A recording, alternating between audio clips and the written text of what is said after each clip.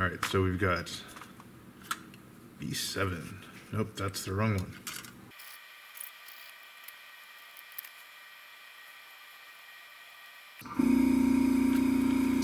Shut up, compressor. Alright. I know there are little pieces to go here, but I'm not going to bother. Alright. Hey, that's promising. We've got pieces that fit. Maybe, Kitty Hawk is turning the page with their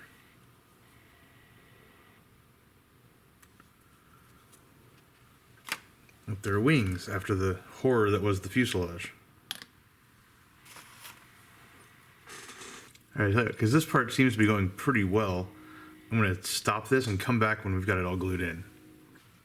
Okay, so I got a little bit ahead of myself, and on the port wing, went ahead and installed the main gear door, the main gear walls, this little piece here, and the bay for the 30mm cannon.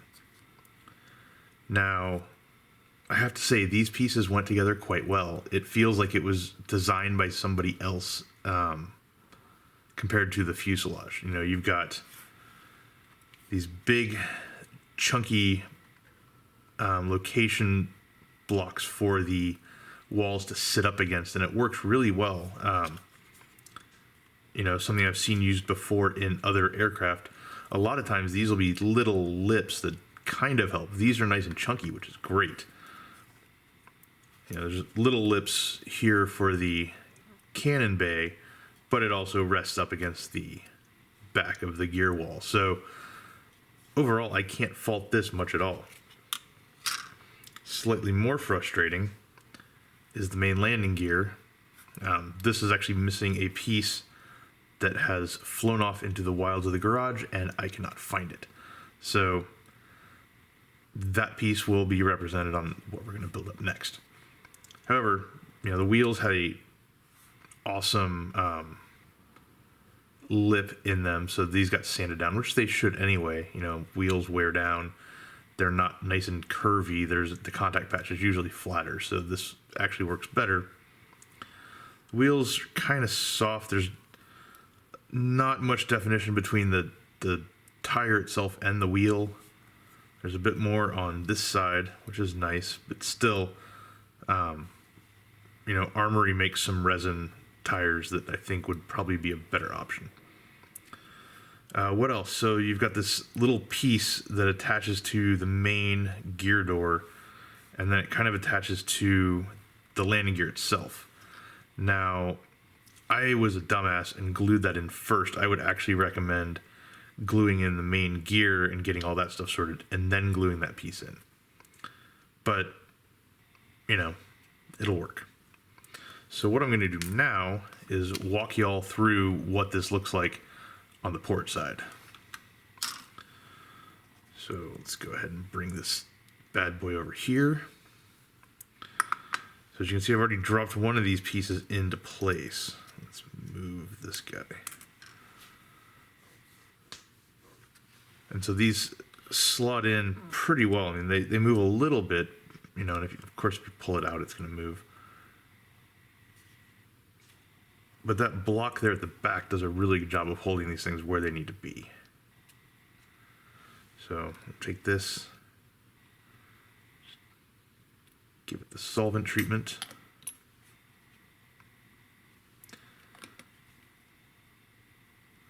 Let it be all happy there.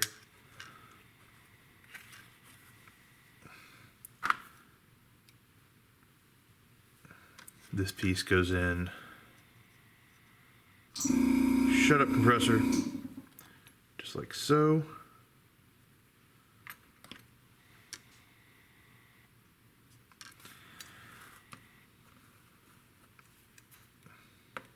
I'm failing at picking things up from the bench tonight. And then this one comes in across the outside portion. In theory. There we go.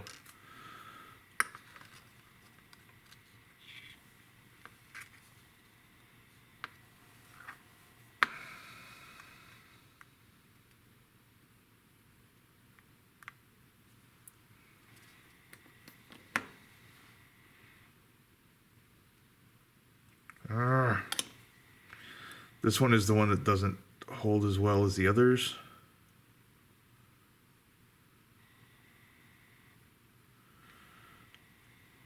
But it still holds in there.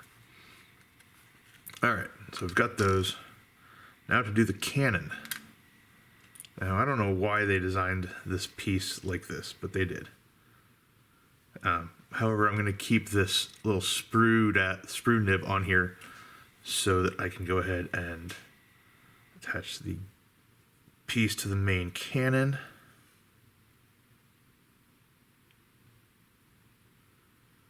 Like so. Hold that guy in there.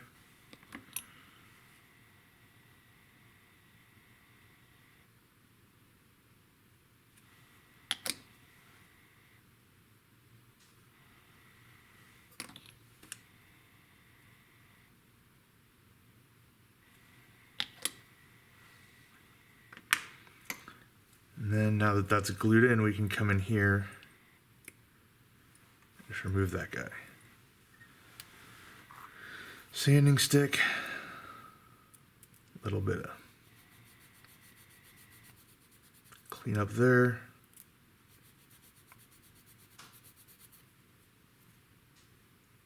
All right, now this thing has these two pins.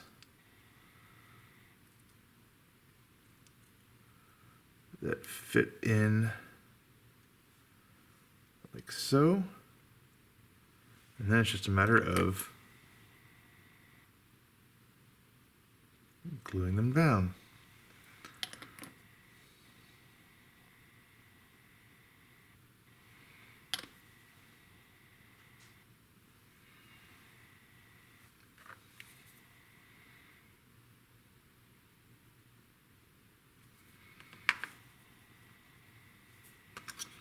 And then this drops in up here.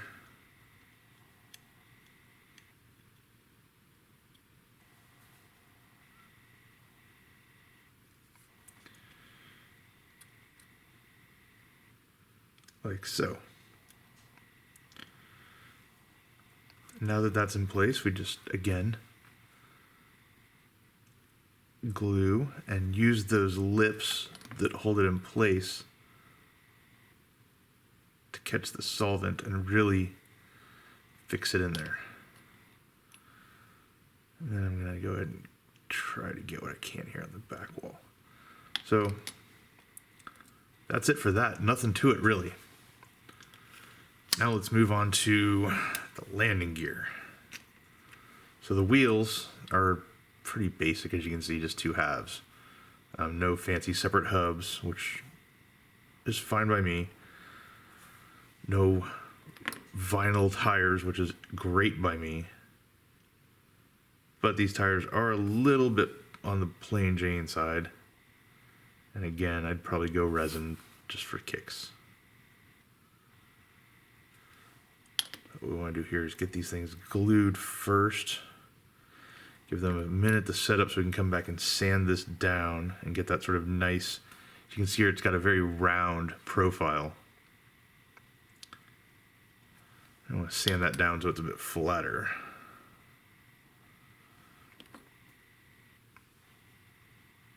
Right now they look a little bit overinflated. All right, so we're gonna set that guy aside. Now, this is the main gear strut. You know, pretty nice and beefy. My big issue with what is going on here is none of these pieces fit with any authority. And what I mean by that is, you know, you can place this piece here, and this piece had to be filed out to fit. And you can place it in here, kind of. You know, but then, you know, you touch it, and it'll very quickly work its way off. You know, same this piece here. After I trimmed it down, it should fit better. So it fits like this. But again, you move it and poof, it's gone. And everything's kind of like that on here except for the actual wheel mount. And on top of that, it has to mount to this thing. And the way it does this is kind of weird. You know, it mounts like down here into this little, you have this little tiny post and this little tiny square, and it mounts into there. Where else does this thing mount to? I mean, it's, all right, so it looks like it goes here. Yeah. So you have one piece mounting here, one piece mounting up here to this little tiny divot in the gear door, like that. And then you've got this other piece that just kind of like glues flush to the gear door, which is kind of shitty. Anyway, one frustrating thing about this is it makes it very hard to get in there and do any real work. And so what I'm going to do is I'm going to glue some of these pieces on first, which I wish I had done this time. On the other gear door, it might have, or on the other gear strut, it might have saved me losing that one piece to the garage floor. Anyway, my frustration here is a lot of times gear struts are the things that you want to paint carefully and just sort of drop install at the end of a build. You know, the best struts in the world, in my opinion, are the ones that almost snap in place, that you don't have to do too much with. The Tamiya F14 doors were a perfect example of that. They were just phenomenal. These, I think you would have a very difficult time doing that. I mean, maybe, you know, you're going to need some serious glue to hold this in place, considering the tininess of these mounting locations. You know, this is not a job for PVA glue necessarily, especially with the weight of these doors. I could see them sort of, you know, pulling and separating off and falling off over time. Super glue or Tamiya extra thin or any sort of solvent welder is going to obviously eat any paint that you put on these.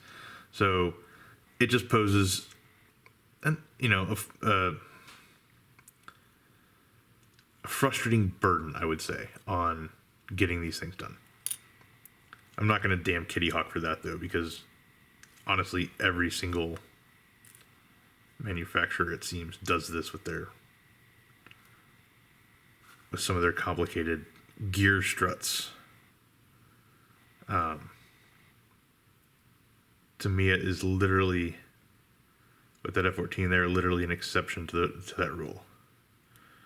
Now, another thing that I'm having fun trying to sort out here is this stupid piece. All right. Because this piece later on, when it goes into the main gear bay,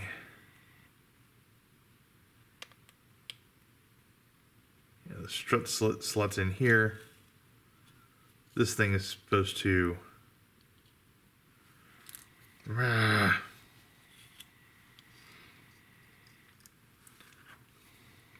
see, this piece is a frustrating piece.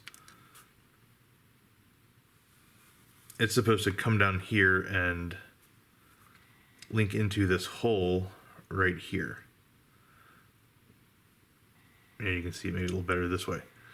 And getting it in there and up here is just a dicey proposition. Especially as fragile as it is. It's not something I'm really enjoying playing around with and toying with.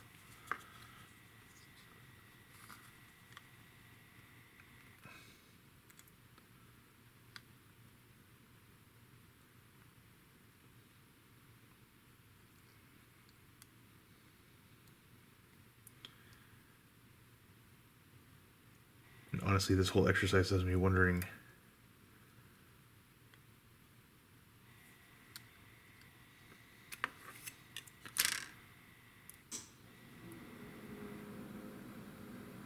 how to pull this off without going a little bit crazy.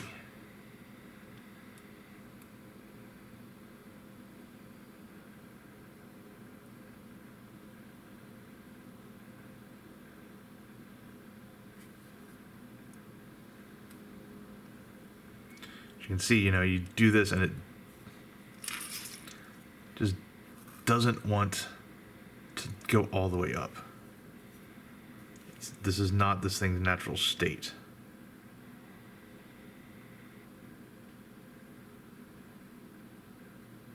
And so I'm left in a bit of a confused point of how to initially deal with this.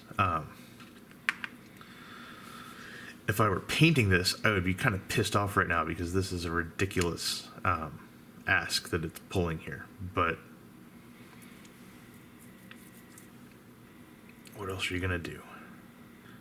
This this little end piece here is also apparently supposed to connect to this, but honestly, I see no way of doing that unless I pull this thing completely away from where it's supposed to go.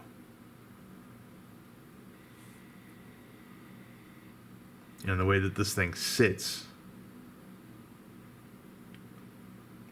it doesn't really leave a lot of room for confusion on that point. So, yeah, fun. So I guess what I'm gonna do is, let's see.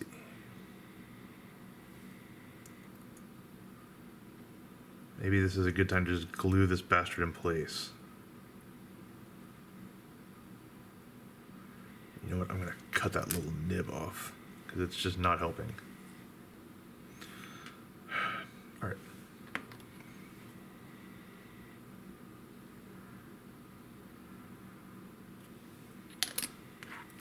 When in doubt, just glue the fuck out of it, right?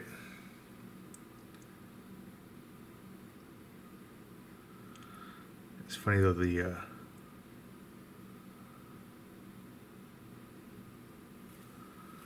Hornet also suffered from some of this, where the landing gear was definitely an Achilles heel.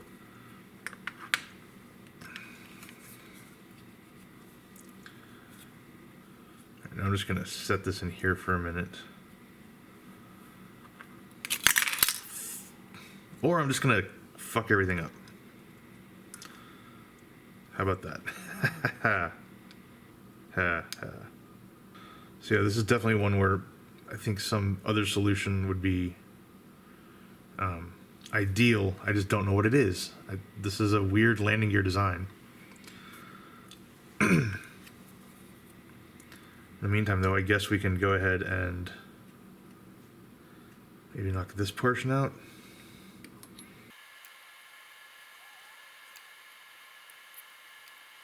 Get this little strut down here to install as well.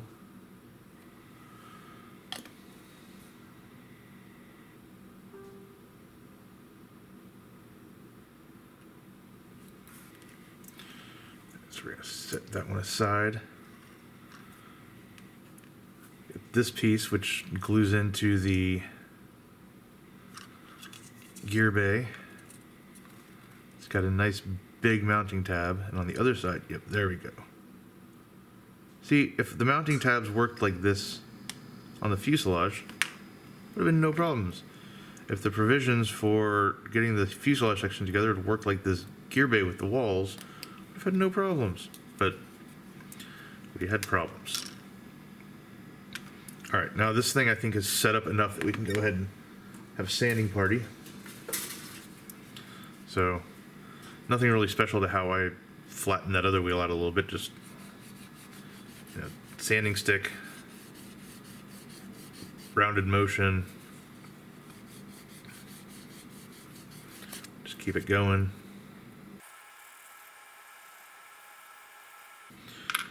All right, good enough for now. Now I'm gonna hope this guy's set up enough to go ahead and drop this thing into place. This thing just kind of sits on this corner and does like that. Exciting, isn't it?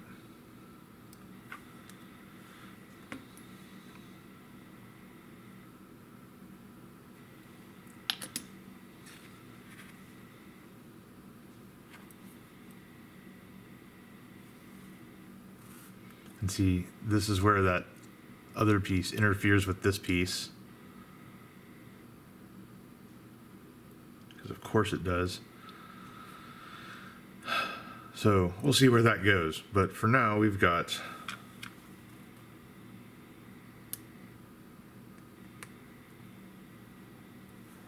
the wings and the landing gear underway. So now, how this works is we've got the lower wing and the outer wing. And then we've got all the pieces that go onto the outer wing. So right now I'm only really going to focus on, let's see. Let's get the wings going. Got to get those underway. Some nice mold seams on this. I don't know if they're going to interfere or not, so we're going to go ahead and act as if they are. Wow, that's a lot of plastic.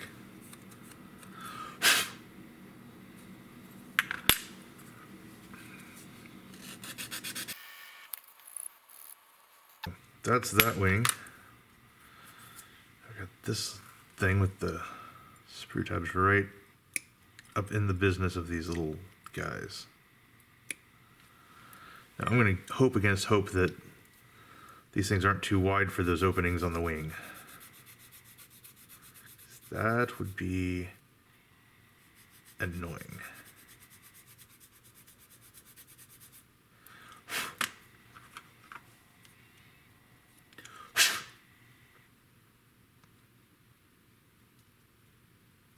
That's actually pretty damn awesome.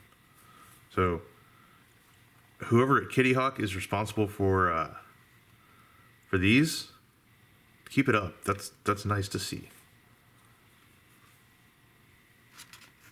And now what have we got for the upper wing? We're doing this one or lower wing, so we're doing this one first.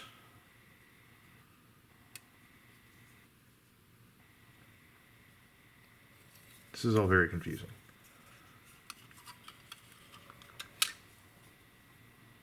Oh, that must...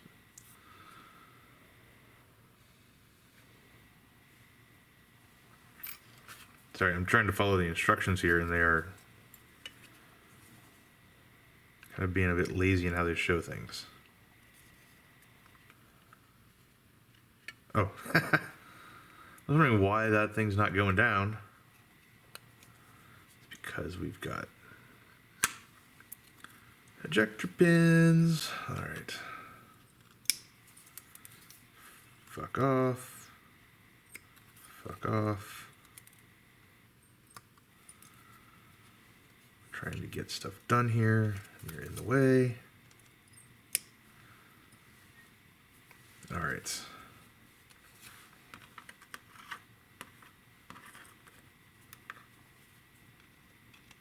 This is also probably a good time to check the feasibility of just maybe installing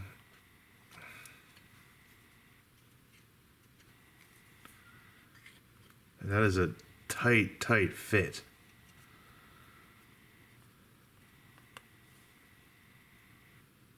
Damn.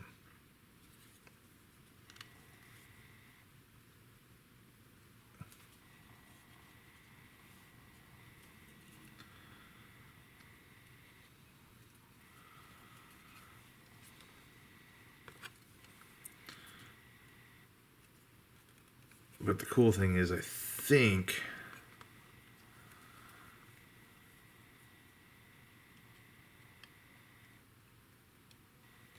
yeah, so we should be able to install that after the fact. Let's set this guy aside. Now, one thing that Kitty Hawk had going, at least when I was playing with this earlier, is it seemed like some of these tabs are almost pressure fit, so it's like you get them together and they don't really want to move. But it seems like the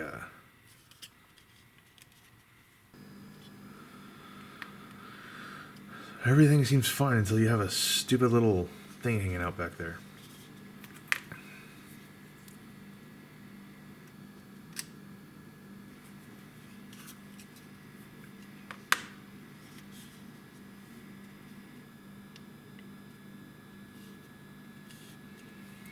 Alright, so before I go ahead and glue this in, I want to test it on the main fuselage.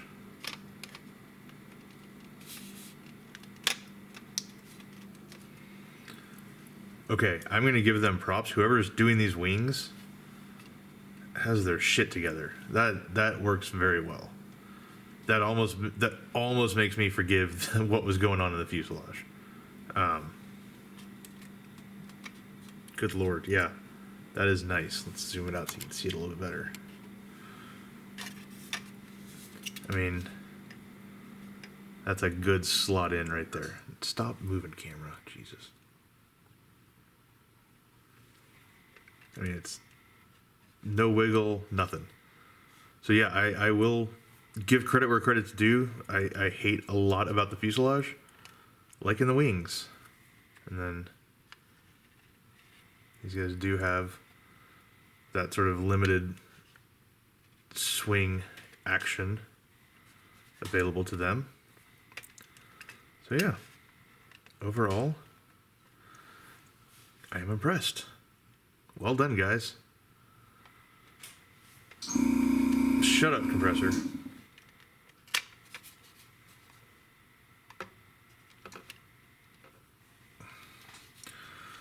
Okay, so now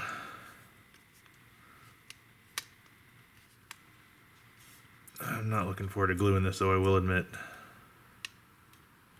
Maybe a lot of forcing. All right.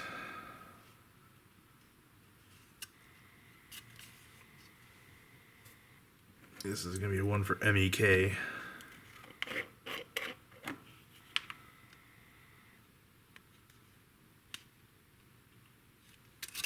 Whoa, watch the torpedo action there. All right, we're going to come back in.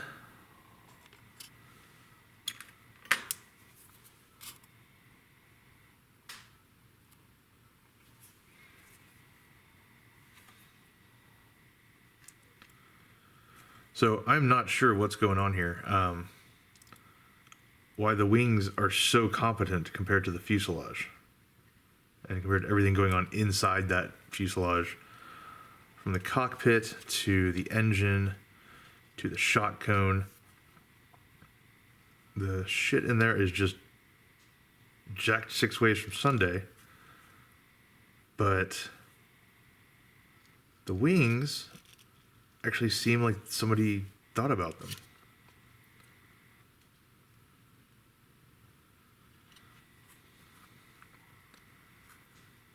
Weird. But these could be the kind of thing that come back and save the kit, in my estimation. You know, if you look at it, the fuselage is ugly in places, but the spine covers most of that up. Yeah, the spine's kind of ugly too, but you know, you've only got really 1, 2 really nasty areas, and the wings are going to distract from a whole lot of that. I don't know. I have to give them some credit here.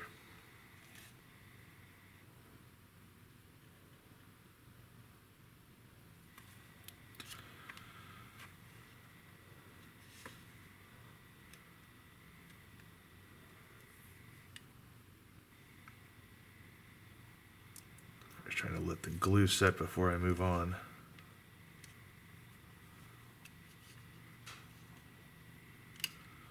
MEK cooks off pretty quick, but still. Better play it safe, right?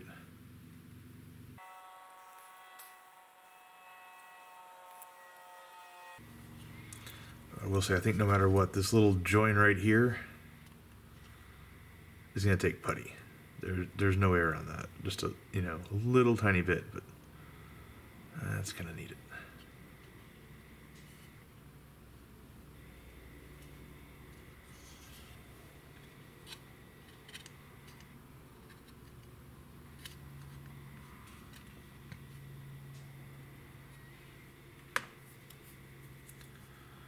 All right, moving around to the back side. Do a quick swipe across here.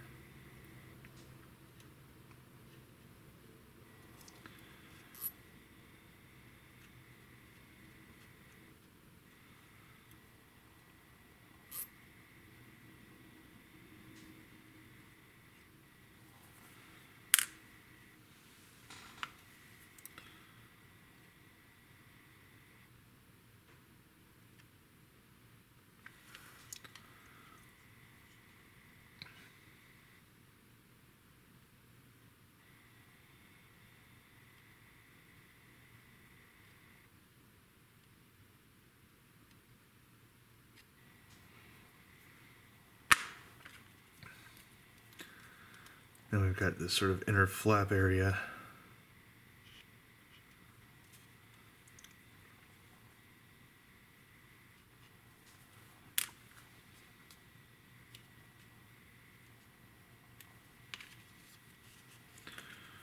Yeah, I'm still reeling from surprise that the wings are actually this solid.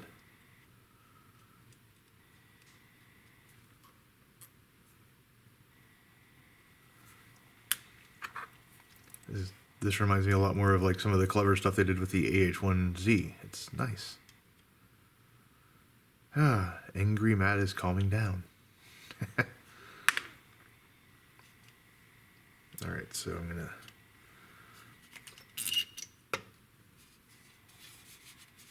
try to go over here and put the wings back into the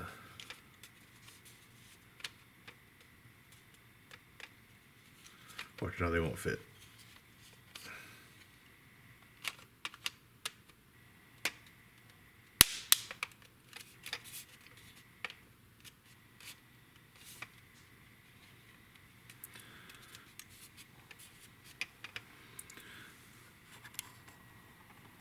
Well, how about that?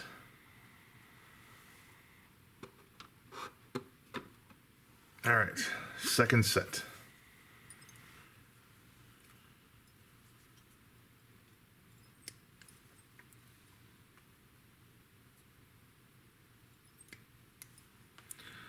Clean off the ejector pin marks.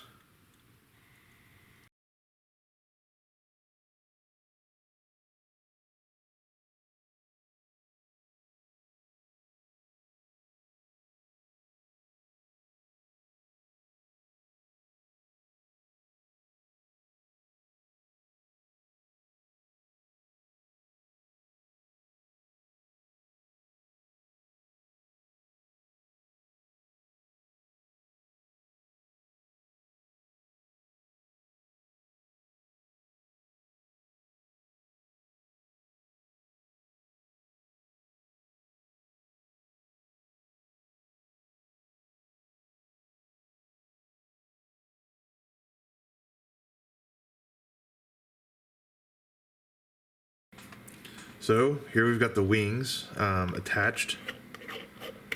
They've been glued, but they have not been glued in the fuselage, and the fit is so authoritative, I don't think they need to be. I mean, these things are not going anywhere. There's no floppiness or anything. So I'm going to turn the camera around and do a little bit of mea culpaing. So when I do these build reviews, I try to call it like I see it. You know, if I like something, I'll say so. If I don't, I'll also say so. And I have to admit, with the wings on the Kitty Hawk Su-17, I like them. They did a damn fine job. I can't believe I'm going to use this word, but they're almost sublime in how well they go together and how well they slot into the fuselage. There's a bit of forcing a few things in. The hinges for the swing wing portion of the wing, they're tighter than I would prefer, honestly, but you know, they hold the wing where it should be, so I can't complain too much. The gear bay walls, they slot in perfectly. They glue easily. There's nothing to get in the way. There's no, no slip shot engineering going on here like there is on the fuselage and the dorsal spine. Everything just goes in.